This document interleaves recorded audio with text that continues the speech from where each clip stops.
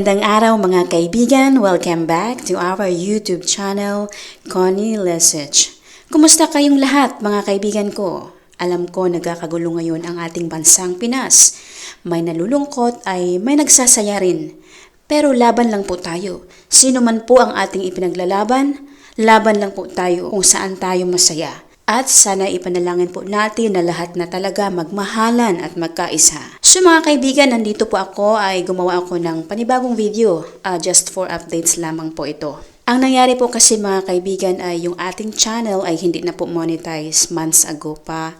Hindi ako naka-update, gawa ng, alam mo na, busy tayo. Actually, prior that month, may natanggap na ako na sulat from YouTube. I will share and read it to you next time pag mahanap ko na yung email na yon. So yun na nga, sa sulat niya parang sinabi doon na naintindihan daw nila kung gusto muna akong mag-rest or ano ba, kasi baka daw busy. So parang binibigyan ako nilang time na take your time muna. Kung ano yung mag-rest ka muna. Parang ganun siya. Hindi naman din talaga specify doon yung real reason talaga. So guess ko lang baka dahil wala ng views. Kasi 'di ba sa YT, para na rin tayo nagtatrabaho. Gusto ni YT na palagi tayong magpo-post or as if na nagwo-work din tayo. Pero wag kayong mag-alala mga kaibigan, tuloy pa rin yung laban natin.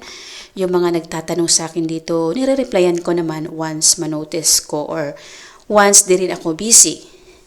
Medyo hindi pa rin talaga ako nakabalik 100% or even half of it kasi dami pa din ginagawa. But I am trying kasi sayang din, 'di ba? It was not an easy kaya na alam mo yung nagsa-start kami dito years ago. Kasi naman hindi naman tayo famous and no virals kaya kayod talaga is the key. Anyway, sa mga katulad ko na ganun din hindi na monetize, appear tayo mga kaibigan pero okay lang, we can still reapply, diba? Once we reach, again, the requirements of YouTube. Sa mga hindi pa nakaranas ng ganito, hindi pa na-demonetize yung kanilang channel, payo ko lang, better mag-upload kayo paminsan-minsan na video. Kasi, importante talaga na active tayo lagi. Kahit konti lang.